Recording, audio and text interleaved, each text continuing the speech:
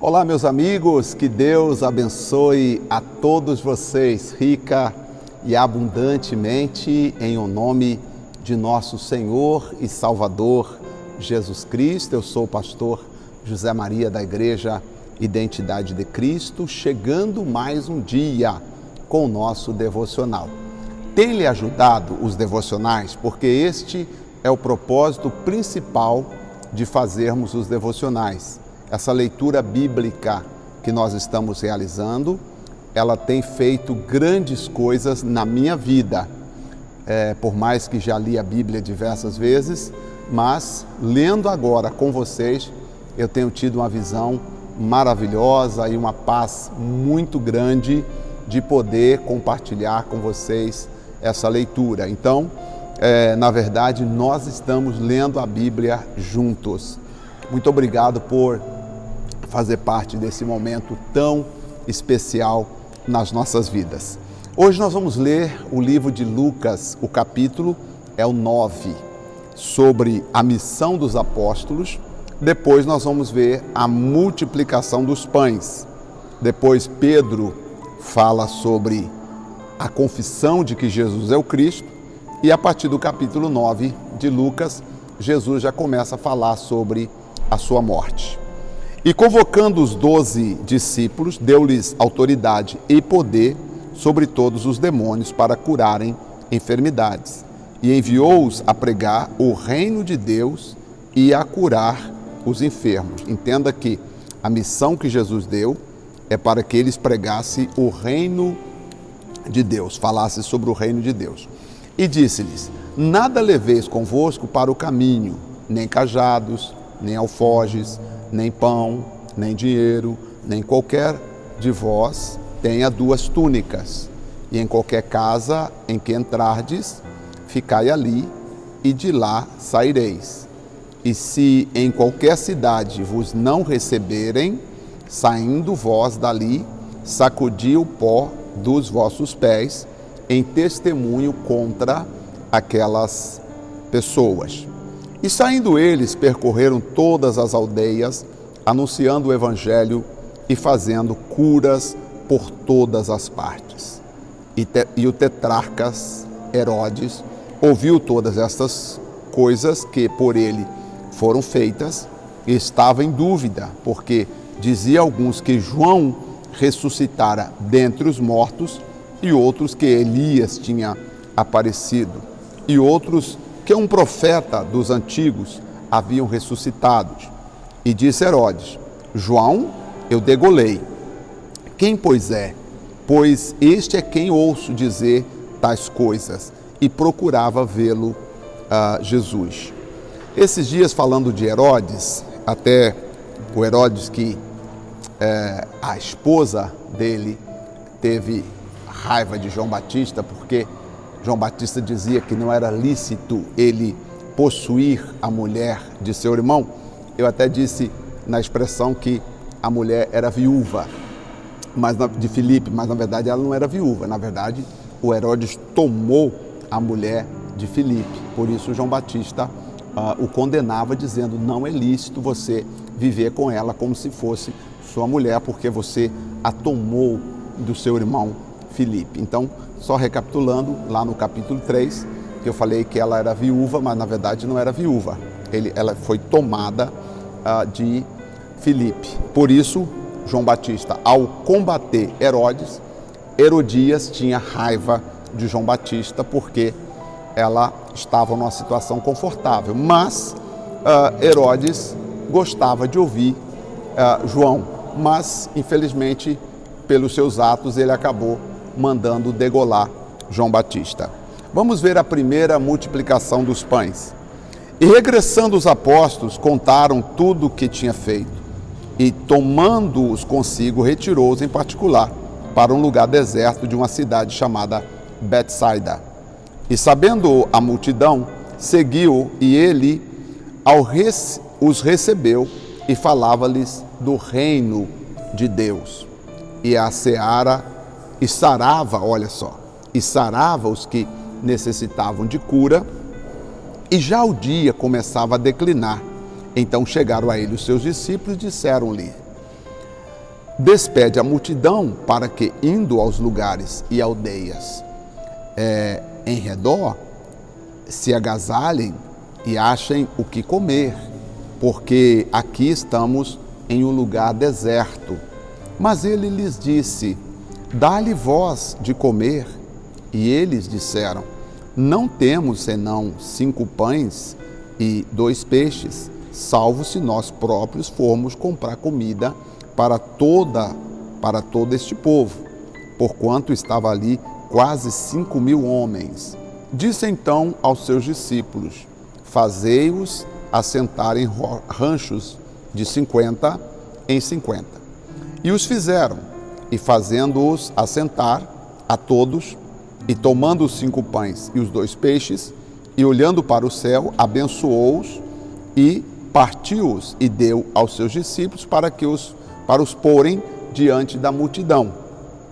E comeram todos e saciaram-se, e levantaram dos que lhes sobejou 12 cestos com os pedaços que sobraram.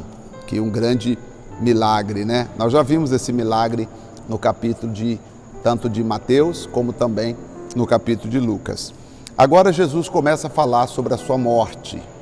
Já no capítulo 9, já no versículo 18, diz assim: e aconteceu que, estando ele só, orando, estavam com ele os seus discípulos, e perguntou-lhes, dizendo: quem diz a multidão que sou?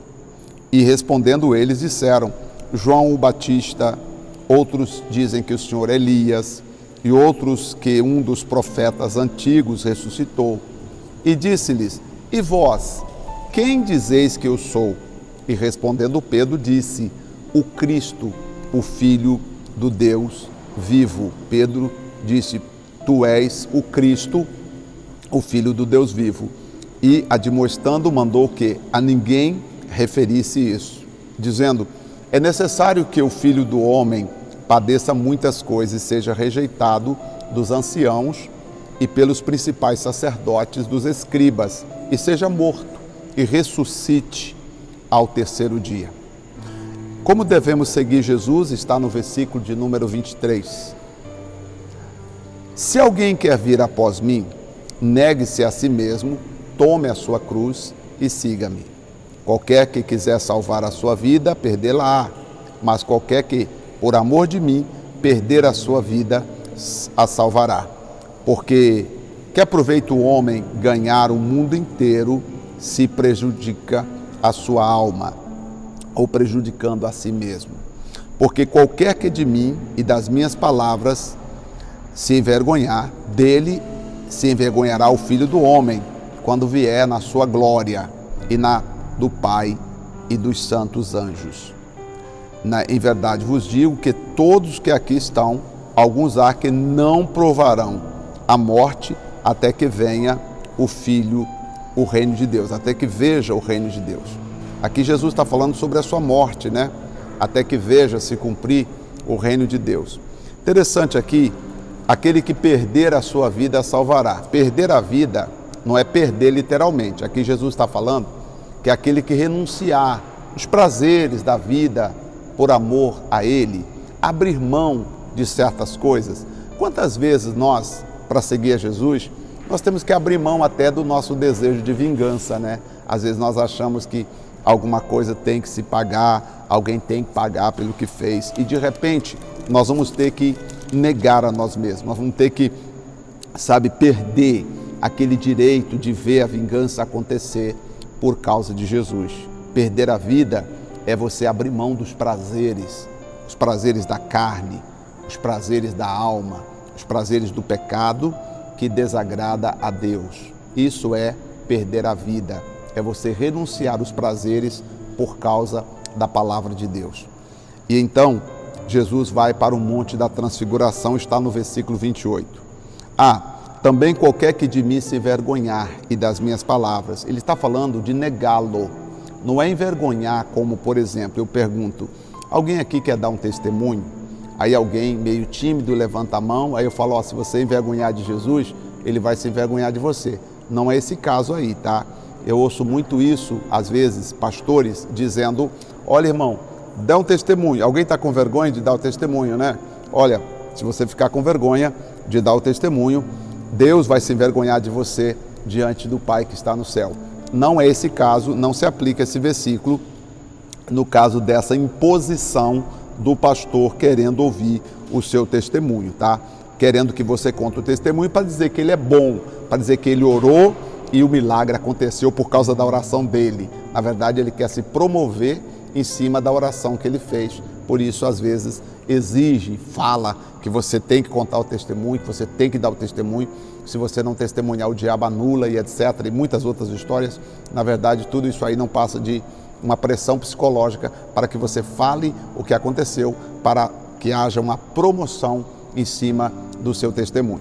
Na verdade, se você recebeu a bênção, muitas vezes Jesus disse, não conta para ninguém, guarda no seu coração e glorifique a Deus, você mesmo, pelo que ele fez. Vamos para o versículo de número 28. Estou gravando aqui e agora aqui onde estou gravando é noite, tá? Estou no altar da igreja, mas é noite, então de vez em quando tem uns mosquitinhos passando aí, é normal, vai perdoando aí por causa deles, mas tudo bem. E aconteceu que quase 8 dias depois destas palavras, tomou consigo Pedro, Tiago e João e subiu ao monte para orar. E estando ele orando, transfigurou-se a aparência do seu rosto e a sua roupa ficou branca e muito resplandecente. E eis que estava falando com ele 2 homens que eram Moisés e Elias, os quais apareceram com glória e falavam da sua morte e da qual havia de cumprir em Jerusalém. Veja bem que aqui a visão que eles teve, eles estavam falando da morte de Jesus. E Pedro e os que estavam com ele estavam carregados de sono. E quando despertaram, viram a sua glória e aqueles 2 homens que estavam falando com eles. E aconteceu que quando aqueles se apartaram dele, disse Pedro, mestre, bom estarmos aqui. Se o Senhor quiser, façamos 3 tendas, uma para ti, uma para Moisés e uma para Elias, não sabendo o que estava falando. Tá? Ele estava carregado de sono, despertaram e não sabiam o que estava falando e disse essas palavras, se o Senhor quiser, nós vamos fazer 3 tendas aqui para o Senhor. E dizendo ele isto, veio uma nuvem que os cobriu com a sua sombra. E entrando eles na nuvem, temeram. E saiu da nuvem uma voz que dizia, este é meu filho amado, a ele ouvi. Eu gosto muito desse versículo, porque aqui Pedro pensa assim, vamos fazer uma tenda para o Senhor, vamos fazer uma tenda para Elias, vamos fazer uma tenda para Moisés. Aí Jesus disse, olha, Deus disse, né? Este, pronome demonstrativo, este é meu filho amado, a ele ouvi. Você precisa ouvir o que o meu filho tem que falar. Não fica ouvindo o que os outros têm a falar, não. Você precisa ouvir o que o meu filho tem a dizer. E tendo soado aquela voz, Jesus foi achado só, e eles calaram-se. E por aqueles dias não contaram a ninguém nada do que tinha visto. E aconteceu no dia seguinte, que descendo ele do monte, lhe saiu ao encontro uma grande multidão. E eis que um homem da multidão, clamando, dizendo, mestre, peço que olhes para meu filho, porque é o único que eu tenho. Eis que o espírito toma e de repente clama, despedaça até espumar, e só larga depois de o ter quebrantado, mestre. E roguei aos teus discípulos que expulsassem, e não puderam. E Jesus respondendo disse, ó geração incrédula e perversa, até quando estarei convosco? E até quando sofrereis? Trazei-mo aqui o teu filho. E quando ainda vinha chegando, o demônio o derrubou, convulsionou. Porém, Jesus, repreendendo o espírito imundo, e curou o menino e o entregou a seu pai. E todos pasmaram da majestade de Deus e maravilhando-se todos de todas as coisas que Jesus fazia, diziam uns aos outros, aos discípulos. Jesus falava, né? Disse aos seus discípulos, ponde vós esta palavra em vosso coração, porque o Filho do Homem será entregue na mão dos homens. Mas eles não entendiam esta palavra que lhes era coberta, para que a não compreendesse, temiam interrogá-lo. Tá? Eles temiam interrogá-lo acerca da palavra. Jesus falou para eles, olha, o Filho do Homem será entregue, vocês precisam assumir a autoridade, vocês precisam entender como fazer. Ó geração incrédula e perversa, até quando estarei convosco e até quando sofrereis? Jesus falou para os discípulos, não foi para a multidão, que naquela noite eles não conseguiram expulsar o demônio do menino. Mateus e Marcos disse que eles concorriam com os escribas e os fariseus, ou seja, havia ali como se fosse uma competição entre os escribas e os fariseus, por isso eles não puderam expulsar o demônio do menino. Não sei se os escribas e os fariseus traziam dúvida ao coração dos discípulos, ao que parece, os discípulos ouviam os escribas e os fariseus, e Jesus os chamou de incrédulos, ou seja, lá no primeiro versículo do capítulo 9, Jesus já havia dado a eles poder e autoridade. Se você ler, voltar lá no capítulo 9, começo, eles receberam autoridade e poder sobre os espíritos, e Jesus quis dizer o seguinte, vocês receberam minha autoridade sobre os espíritos, agora, vocês não têm que ficar ouvindo fariseus, vocês não têm que ficar ouvindo os escribas, vocês precisam fazer o que eu mandei vocês fazer, porque daqui a pouco o Filho do Homem será entregue na mão dos pecadores, o Filho do Homem será entregue, e aí? Vocês não vão conseguir realizar a obra? Só que eles ficaram com medo de perguntar, Senhor, o que está acontecendo? Por que isso aconteceu conosco? Mas depois eles tiveram o entendimento, mas eles tiveram que aprender a agir segundo a palavra que eles de fato recebiam de Deus. Isso aqui vale para nós. Se você tem a palavra de Deus no coração, você não tem que ficar discorrendo, discutindo com a religião, com os religiosos que falaram, que ouviu, que interpretou, que aconteceu. Não, não, não. Você precisa fazer o que Deus quer que você faça. Você precisa realizar o que o Senhor quer que você realize, tá bom? Vejamos bem mais aqui, agora no versículo 46. Quem é o maior no reino de Deus? Porque os discípulos também tinham essa pergunta. Nós queremos saber quem de nós aqui é o maior. E suscitou entre eles uma discussão, versículo 46. Suscitou entre eles uma discussão sobre qual deles seria o maior. Para pensar, entre os discípulos de Jesus, eles discutindo. Talvez Pedro passasse no coração e falasse, eu sou o maior, eu ando lado a lado com Jesus, fui no Monte da Transfiguração, fui na casa de Jairo, eu falei que Jesus é o Cristo. Não sei, os outros talvez diziam, mas... E o Judas talvez também dizia, mas eu sou o tesoureiro, eu sou o único que tem uma posição fixa no grupo dos apóstolos. Enfim, houve uma discussão entre eles sobre qual seria o maior. Hoje ainda tem discussão do tipo, as pessoas querem saber quem são os mais importantes. Aquela igreja é a mais importante, aquele pastor X é o mais importante. Vamos ver quem é o mais importante na visão de Jesus? Porque o que importa para nós saber quem é grande, quem é importante, não é na visão do mundo, porque a visão do mundo é outra. A visão do mundo propaga e faz propaganda e tal, e Photoshop e não sei mais o que, e a pessoa parece grande, importante, mas e na visão de Jesus? Vamos ver? Mas Jesus, vendo o pensamento dos seus discípulos, ou dos seus corações, tomou o menino e pô-lo junto a ele, a si, e disse, Jesus fala lá, qualquer que receber este menino em meu nome, recebe a mim, e qualquer que me recebe a mim, recebe o que me enviou. Porque aquele que entre vós todos for menor, esse mesmo será grande. Então Jesus quer dizer, olha, para você ser grande no meu reino, você tem que se sentir o servo de todos. Aliás, você tem que servir a todos para você ser grande. Jesus quer dizer o seguinte, no meu reino não tem plataforma. A plataforma dos grandes é a plataforma de quem serve. Quanto mais você quer servir as pessoas com o seu dom, servir não é servir café ou água e etc. Servir com o seu dom, com a sua generosidade, com a sua compaixão, com a sua misericórdia. Existem pessoas até que querem servir outras coisas. Se você as convidar para servir outras coisas, elas até servem, mas elas não servem com amor, a misericórdia, a compaixão.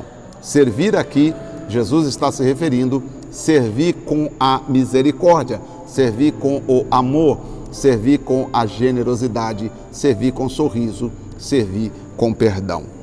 E respondendo João disse: mestre, nós vimos uma pessoa que estavam expulsando o demônio em seu nome e nós o proibimos, porque ele não é apóstolo, ele não acompanha a gente. Estava ali na praça expulsando o demônio em teu nome, o senhor acredita? E nós chegamos perto para ver, pedimos quais as credenciais dele e vimos que ele não é apóstolo. Então, mestre, nós o proibimos. Jesus falou: não o proibais, porque quem não é contra nós é por nós. Isso aqui me faz entender que não existe uma igreja única, exclusiva na face da terra, embora dentre os evangélicos e principalmente os pastores, alguns pastores querem dizer que a igreja que eles têm ou que congrega é a certa, ou é a verdadeira, ou é a igreja onde você se converteu e você tem que ficar ali até morrer.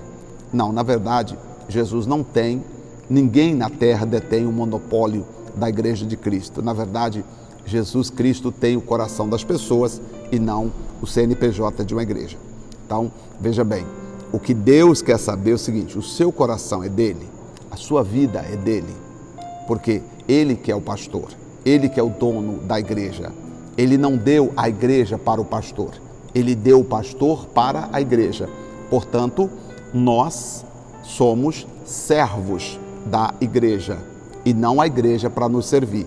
Deus não deu a igreja para o pastor, a igreja é dele, ele a comprou com seu próprio sangue e ele nos deu, nos chamou para ajudar, proteger, guiar, orientar a igreja dele. Pelo menos eu entendo assim, que a minha função como pastor não é pensar que a igreja é minha, não, eu não sou o dono da igreja, Atos 20 e 28, dono da igreja é Jesus. Agora, quem sou eu? Ele me deu para a igreja, para eu guiar, ensinar, admoestar, estudar a palavra com as pessoas, proteger o rebanho dos lobos e dos falsos profetas. Essa é a missão nossa como pastor. Prosseguindo então, Jesus disse: se vocês quiserem ser grande, vocês precisam ser como criança. Tem que ser o menor o que serve. Aí sim vocês serão grandes.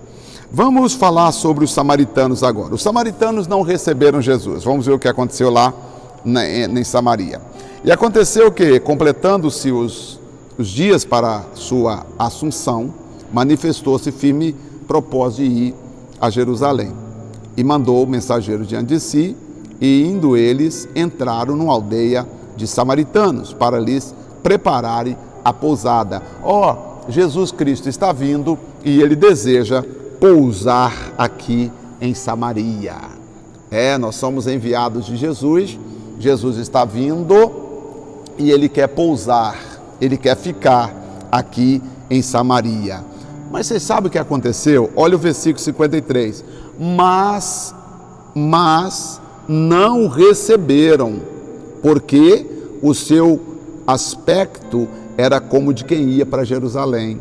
Ou seja, os samaritanos não receberam Jesus porque os aspectos deles era como quem ia para Jerusalém. Ou seja, se vocês vão para Jerusalém, nós não recebemos vocês aqui. Você vê que no tempo de Jesus já havia esse negócio de separação? Já havia, hoje ainda existe essa separação. Uma igreja, um pastor não fala com o outro, um tem ciúme do outro, e etc. Isso tudo já vem lá do tempo passado. E os seus discípulos, Tiago e João, vendo isto, disseram: Senhor, queres que digamos que desça fogo do céu e consuma estes samaritanos que não quiseram permitir que nós pousemos aqui, Senhor? O Senhor quer pousar aqui, eles não querem deixar o Senhor pousar aqui. O Senhor quer que nós matemos todos eles. Você vê que desde aquele tempo já havia a intolerância. Hoje tem pastores intolerantes. Por exemplo, a gente vê pastor muito amigo, que é gostoso. Esses dias eu encontrei um pastor, apesar que o momento foi difícil, a gente estava num velório, e no velório tinha um pastor da Assembleia. Nossa, depois do velório saiu o cortejo, e nós ficamos lá mais de 2 horas conversando, oramos em línguas, foi muito gostoso, a gente sente uma comunhão maravilhosa. Agora, tem pastor que não, que ele acha que ele é melhor que os outros, que ele não conversa com os outros, que ele acha que ele é salvo, que é isso, que é aquilo. Ô meu amigo, já havia isso no tempo de Jesus. O aspecto dos discípulos era de quem ia para Jerusalém, e os samaritanos não receberam Jesus. E aí, quando os discípulos disseram, o senhor quer que nós acabemos com essa aldeia de samaritanos? Jesus falou, ó, vós não sabeis de que espírito sois, vocês são do espírito da paz, vocês não têm que querer destruir aqueles que não recebem vocês, porque o Filho do Homem não veio para destruir as almas dos homens, mas para salvá-las, tá? E foram para outra aldeia. E o que Jesus me ensina aqui? Se você chega numa aldeia e não é recebido naquela aldeia, faz o quê? Vá para outra aldeia. Se eu vou pregar para uma pessoa, ela não quer ouvir, o que eu faço? Eu vou pregar para outra pessoa. Não vou ficar ali quebrando cabeça, insistindo, criando animosidade, brigando com ela. Não, eu vou para outra aldeia, ou seja, eu vou para outra pessoa, pregar para outra pessoa. Versículo 57 agora, o preço do discipulado. Ser discípulo, meu amigo, tem um preço, não é de graça, tem um preço para você pagar para ser um discípulo de Jesus. E aí ele disse assim, e aconteceu que indo eles pelo caminho, um disse, Senhor, seguir-te-ei para onde quer que fores. Onde o Senhor for, a partir de agora, eu vou te seguir. Aí Jesus falou assim, olha, as raposas têm covis e as aves dos céus têm ninho, mas o Filho do Homem não tem onde reclinar a cabeça. Jesus quis dizer o seguinte, as pessoas que são do palácio, elas têm a sua comodidade, elas têm o seu lugar para ficar. Aqui, raposas aqui, Jesus estava se referindo aos funcionários de Herodes, aos funcionários do rei, aos funcionários real. Eles têm o seu lugar para ficar. Agora, o Filho do Homem não tem onde reclinar a cabeça, ou seja, o meu reino não é deste mundo. Agora, e outro, Jesus disse, segue-me, mas ele respondeu, Senhor, deixa que primeiro eu vá enterrar meu pai. Mas Jesus lhe observou, deixa os mortos enterrar os seus mortos, porém tu vai e anuncia o reino de Deus. Esse versículo aqui, 60, às vezes a pessoa pensa assim, quando Jesus disse, deixa que o morto enterre seu morto, algumas pessoas não entendem o que Jesus quis dizer e por quê. O pai desse rapaz havia acabado de falecer e Jesus estava dizendo, deixa para lá e vem me seguir? Não. Qual que era a tradição naquele tempo? Era assim, a pessoa morria, tá? Aí era colocada numa sepultura, correto? Tá. Ficava naquela sepultura ali, provisória. Um ano e pouco depois, tirava aquele corpo, ou os ossos, restos mortais, e enterrava junto com os restos mortais dos ancestrais. O que o rapaz pediu para Jesus foi exatamente isso, Senhor, eu vou te seguir, mas eu tenho a responsabilidade de tirar os ossos, os restos mortais de meu pai, estou explicando assim para você entender, eu tenho a responsabilidade de tirar os restos mortais de meu pai e colocar no lugar de sepultamento, juntos com os meus ancestrais. Essa responsabilidade ficou sobre mim.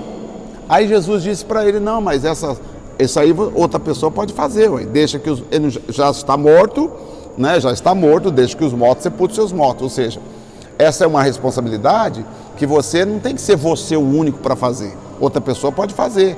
E você vem e me segue. Deu para entender? Essa parte é interessante, que a gente pensa que Jesus desprezou o funeral.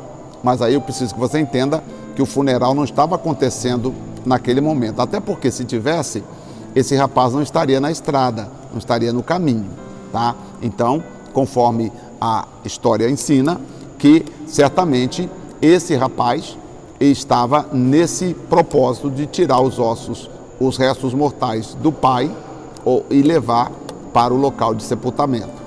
E aí Jesus disse, outra pessoa pode fazer isso, deixa que os mortos sepulte seus próprios mortos. Vamos mais adiante, versículo 61. Disse outro falou para Jesus, outro disse assim, eu te seguirei, Senhor, mas deixa primeiro despedir dos que estão em minha casa. Olha só, outra coisa interessante, esse outro disse aqui, Senhor, eu vou te seguir, mas primeiro eu preciso despedir dos que estão em minha casa. Em outras palavras, eu preciso dar uma satisfação para quem está lá em casa. Depois que eu der uma satisfação para quem está lá em casa, aí sim eu te seguirei.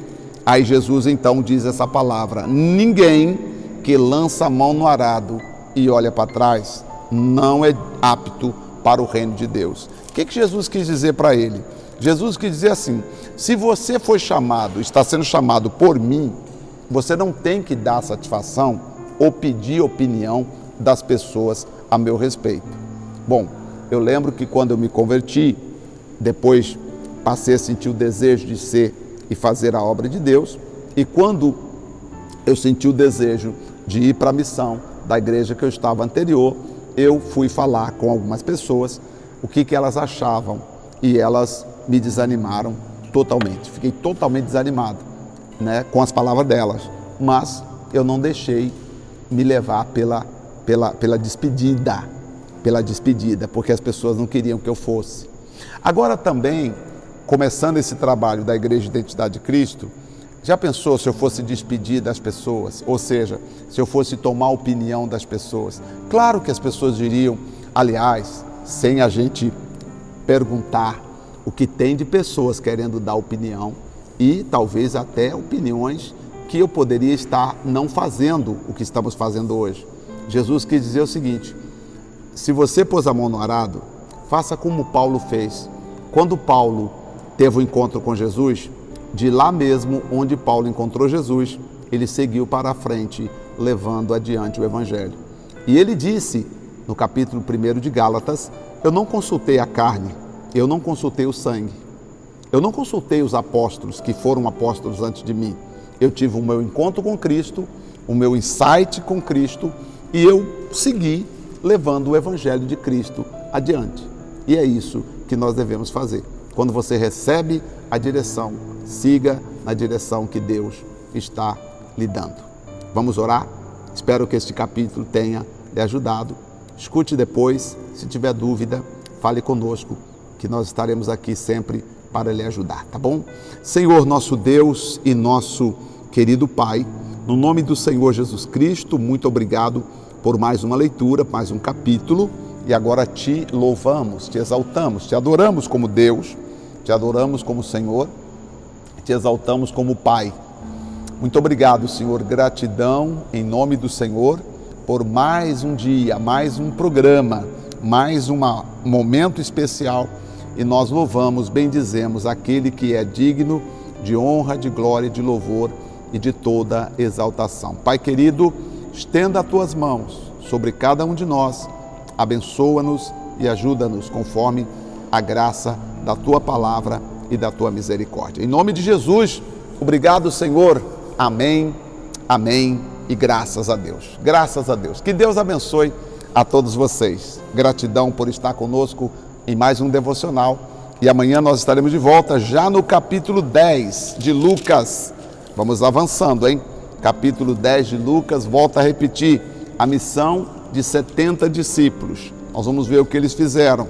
Depois nós temos as cidades que não quiseram vir a Jesus.